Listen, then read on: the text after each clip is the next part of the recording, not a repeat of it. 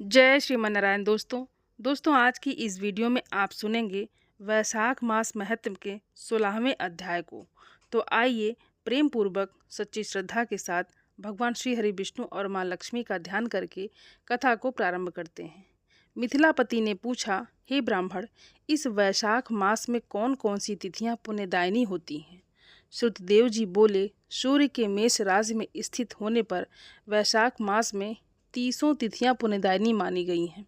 एकादशी में किया हुआ पुण्य कोटि गुना होता है। उसमें दान, स्नान, तपस्या, होम, देव पूजा, पुण्य कर्म एवं कथा का श्रवण किया जाए तो वो तत्काल ही मुक्ति देने वाला होता है। जो रोग आदि से ग्रस्त और दरिद्रता से पीड़ित हो, वो मनुष्य इस पुण्यमय कथा को सुनकर कृत्य कृत्य होता है।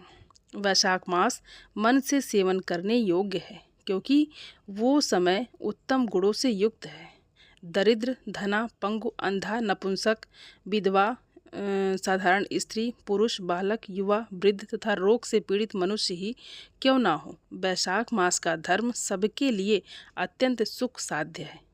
परम पुण्यमय वैशाख मास में जब सूर्य मेष राशि में स्थित हो, तब पाप नाशनी अमावस्या कोट गया के समान फल देने वाली होती है। हे राजन, जब पृथ्वी पर राजर्षि सावर्णी का शासन था, उस समय 30वें कलयुग के अंत में सभी धर्मों का लोप हो चुका था। उसी समय अनर्थ देश में धर्मवर्ण नाम से विख्यात एक ब्राह्मण थे। मुनिवर धर्मवर्ण ने उस कलयुग में ही किसी समय महात्मा मुनियों के सत्रयाग में सम्मिलित होने के लिए पुष्कर क्षेत्र की यात्रा की। वहाँ कुछ व्रतधारी महर्षियों ने कलयुग की प्रशंसा करते हुए इस प्रकार कहा था कि सतयुग में भगवान विष्णु को संतुष्ट करने वाला जो पुण्य 1 वर्ष में साध्य है, वही त्रेता में 1 मास में और द्वापर में 15 दिनों में साध्य होता है। परंतु कलयुग में भगवान विष्णु का स्मरण कर लेने से ही उससे 110 गुना पुण्य प्राप्त होता है। कलयुग में बहुत थोड़ा पुण्य भी कोटि गुना हो जाता है।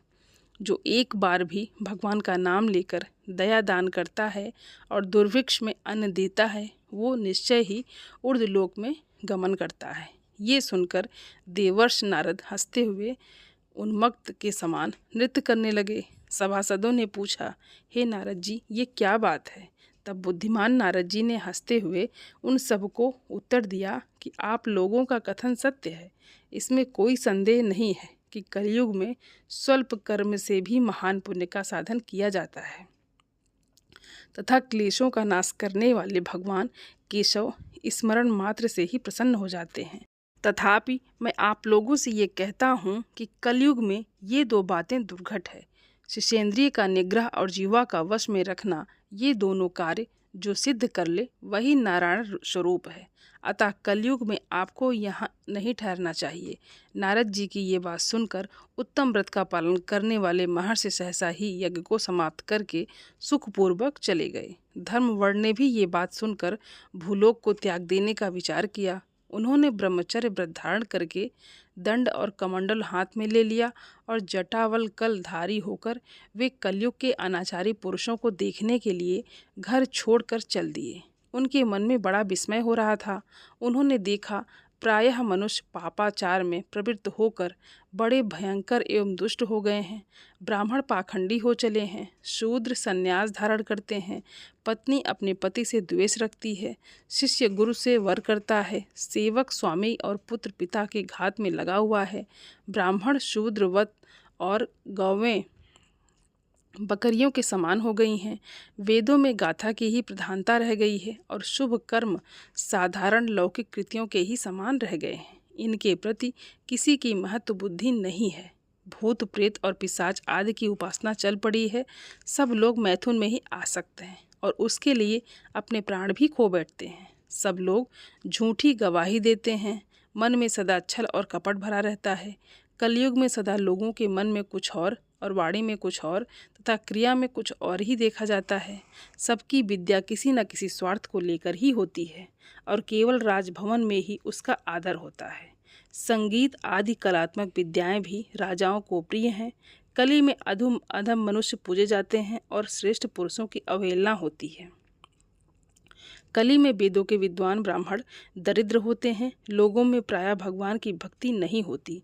पुण्य क्षेत्र में पाखंड अधिक बढ़ जाता है। शूद्र लोग जटाधारी तपस्वी बनकर धर्म की व्याख्या करते हैं। सभी मनुष्य अल्पायु, दयाहीन और शठ होते हैं।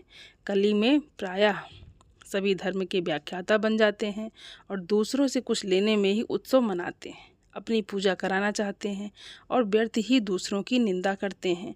अपने घर आने पर सभी अपने स्वामी के दोषों की चर्चा में ही तत्पर रहते हैं। कली में लोग साधुओं को नहीं जानते, पापियों को ही बहुत आदर देते हैं। दुराग्राही लोग इतने दुराग्राही होते हैं कि साधु पुरुषों के एक दोष का भी ढिंढोरा पीटते हैं और पापात्माओं के दोष समूह को भी गुण बतलाते हैं। कली में गुणहीन मनुष्य दूसरों के गुण को न देखकर उनके दोष को ही ग्रहण करते हैं। जैसे पानी में रहने वाले जोग प्राणियों के रक्त पीती हैं, जल नहीं पीती, उसी प्रकार जोग के धर्म से संयुक्त होकर मनुष्य दूसरे का रक्त चूसते हैं। औषधियाँ शक्तिहीन होती हैं। ऋतुओं में उलट फेर हो जाता है। सब राष्ट्रों में अकाल पड़ता है। कन्या योग्य समय में संतानोत्पत्ति नहीं करती। लोग नट और नर्तकों की विद्याओं से विशेष प्रेम करते हैं। जो वेद वेदांत की विद्याओं में तत्पर और अधिक गुणवान हैं, उन्हें अज्ञानी मनुष्य सेवक की दृष्टि से देखते हैं। वे सबके सब भ्रष्ट हैं। कली में प्रायः लोग श्राद्ध कर्म का त्याग करते हैं, वैदिक कर्मों को छोड़ बैठते हैं। प्रायः जीवा पर भगवान विष्णु के नाम कभी नहीं आते। लोग श्रृंगार रस में आनंद का अनुभव करते हैं और उसी के गीत गाते हैं। कलयुग के मनुष्यों में न कभी भगवान विष्णु की सेवा देखी जाती है, न शास्त्रीय चर्चा होती है, न कहीं यज्ञ की दीक्षा है, न विचार का लेश है, न तीर्थ यात्रा है, न दान धर्म ही होते देखे जाते हैं। ये कितने आश्चर्य की बात है। उन सबको देखकर धर्म वर्ण को बड़ा भय लगा। पाप से कुल की हानि होती देखकर अत्यंत आश्चर्य से चकित होकर वे दूसरे द्वीप में चले गए। सब द्वीपों और लोकों में विचरते हुए बुद्धिमान धर्मवर्ण किसी समय कौतूहलवश पितृक में गए। वहाँ उन्होंने कर्म से कष्ट पाते हुए पितरों को बड़ी भयंकर दशा में देखा। वे दौड़ते, रोते और गिरते पड़ते थे। उन्होंने अपने पितरों को भी नीचे अंधकूप में पड़े हुए देखा। उनको देखकर आश्चर्यचकित होकर दयालु धर्मवर्ण ने पूछा कि आप लोग कौन हैं और किस दुस्तर कर्म के प्रभाव से इस अंधकूप में पड़े हुए हैं। पितरों ने कहा कि हम श्री वत्स गोत्र वाले हैं। पृथ्वी पर हमारे कोई संतान नहीं रह गई है, अतः हम श्राद्ध और पिंड से वंचित हैं। इसीलिए हमें यहाँ नरक का कष्ट भोगना पड़ता है। संतानहीन दुरात्माओं का अंधकूप में पतन होता है। हमारे वंश में एक ही महायशस्वी पुरुष है जो धर्मवर्ण के नाम से विख्यात है, किंतु वो विरक्त होकर अकेला घूमता फिरता है। उसने गृहस्थ धर्म को स्वीकार नहीं किया है। वो एक ही तंत हमारे कुल में अवशिष्ट है। उसकी भी आयु क्षीण हो जाने पर हम लोग और अंधकूप में गिर पड़ेंगे, जहाँ से फिर निकलना कठिन होगा। इसलिए तुम पृथ्वी पर जाकर धर्मवर्ण को समझाओ कि हम लोग दया के पात्र हैं। हमारे वचनों से उसको ये भी बताओ कि हमारी वंश रूपा दुर्गा को काल रूपी चूहा प्रतिदिन खा रहा है। क्रमशः सारे वंश का नाश हो गया है। तुम ही बचे हो। जब तुम भी मर जाओगे तब संतान परंपरा न होने के कारण तुम्हें भी अंधकूप में ही गिरना पड़ेगा। इसीलिए गृहस्थ धर्म को स्वीकार करके संतान की वृद्धि करो। इससे हमारी और तुम्हारी दोनों की ऊर्ध्वगति होगी। यदि एक भी पुत्र वैशाख माघ अथवा कार्तिक मास में हमारे उद्देश्य से स्नान, श्राद्ध और दान करेगा तो उससे हम लोगों की ऊर्ध्वगति होगी और नरक से उद्धार हो जाएगा। यदि एक पुत्र भी भगवान विष्णु का भक्त हो जाए, एक भी एकादशी का व्रत रहने लगे अथवा एक भी भगवान विष्णु की पापनाशक कथा श्रवण करे तो उसकी 100 बीती हुई पीढ़ियों का तथा 100 भावी पीढ़ियों का उद्धार होता है। वे पीढ़ियाँ पाप से आवृत होने पर भी नरक का दर्शन नहीं करती। दया और धर्म से रहित उन बहुत से पुत्रों के जन्म से क्या लाभ जो कुल में उत्पन्न होकर सर्वव्यापी भगवान नारायण की पूजा ही नहीं करते। इस प्रकार प्रिय वचनों द्वारा धर्मवर को समझाकर तुम उसे विरक्त पूर्ण ब्रह्मचर्य आश्रम से गृहस्थ आश्रम में प्रवेश करने की सलाह दो। पितरों की ये बात सुनकर धर्मवर अत्यंत विस्मित हुआ और हाथ जोड़कर बोला, मैं ही धर्मवर के नाम से विख्यात आपके वंश का दुराग्राही बालक हूँ। यज्ञ में महात्मा नारद जी का ये वचन सुनकर कि कलयुग में प्रायः कोई भी रसनेन्द्रिय और शिशेन्द्रिय को दृढ़तापूर्वक संयम में नहीं रखता, मैं दुर्जनों की संगत से भयभीत होकर अब तक दूसरे द्वीपों में घूमता रहा। इस कलयुग के 3 चरण बीत गए और अंतिम चरण भी सा भाग व्यतीत हो चुके हैं। मेरा जन्म तो व्यर्थ ही बीता है, क्योंकि जिस कुल में मैंने जन्म लिया उसमें माता पिता के ऋण को भी मैंने नहीं चुकाया। पृथ्वी के भार उस शत्रतुल्य पुत्र के उत्पन्न होने से क्या लाभ, जो पैदा होकर भगवान विष्णु और देवताओं तथा पितरों की पूजा ना करे। मैं आप लोगों की आज्ञा का पालन करूँगा। बताइए, पृथ्वी पर किस प्रकार मुझे कलयुग से और संसार से भी बाधा प्राप्त नहीं होगी। धर्म वर्ण की बात सुनकर पितरों के मन को कुछ आश्वासन मिला। फिर पितृ बोले, बेटा तुम गृहस्थ आश्रम स्वीकार करके संतानोत्पत्ति के द्वारा हमारा उद्धार करो। जो भगवान विष्णु की कथा में अनुरक्त होते, निरंतर ही हरि का स्मरण करते हैं और सदाचार के पालन में तत्पर रहते हैं, उन्हें कलयुग बाधा नहीं पहुंचाता। हे मानद, जिसके घर में शालिग्राम शिला अथवा महाभारत की पुस्तक हो, उसे भी कलयुग बाधा नहीं दे सकता। जो वैशाख मास के धर्मों का पालन करता है, माघ स्नान में तत्पर होता है और कार्तिक में दीप देता है, उसे भी कलयुग की बाधा नहीं प्राप्त होती। जो प्रतिदिन महात्मा भगवान विष्णु की पाप नाशक एवं मोक्षदानी दिव्य कथा सुनता है, जिसके घर में बलि वैश्य देव होता है, शुभकारिणी तुलसी स्थिति होती हैं तथा जिसके आंगन में उत्तम गौ रहती हैं, उसे भी कलयुग बाधा नहीं देता। अतः इस पापात्मक युग में तुम्हें कोई भय नहीं है।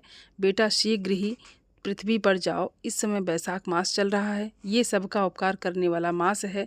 सूर्य के मेष राशि में स्थित होने पर 30 तिथियां पुण्यदायी मानी गई हैं। एक एक तिथि में किया हुआ पुण्य कोटि कोटि गुना अधिक होता है। उनमें जो भी वैशाखी अमावस्या तिथि है, वो तो मनुष्यों को मोक्ष देने वाली है, देवताओं और पितरों को बहुत प्रिय है, शीघ्र ही मोक्ष की प्राप्ति कराने वाली है। जो उस दिन पितरों के उद्देश्य श्राद्ध करते हैं और जल से भरा हुआ घड़ा एवं पिंड देते हैं, उन्हें अक्षय फल की प्राप्ति होती है। अतः हे महामते, तुम शीघ्र जाओ और जब अमावस्या हो तब कुंभ सहित श्राद्ध एवं पिंडदान करो। सबका उपकार करने के लिए गृहस्थ धर्म का आश्रय लो।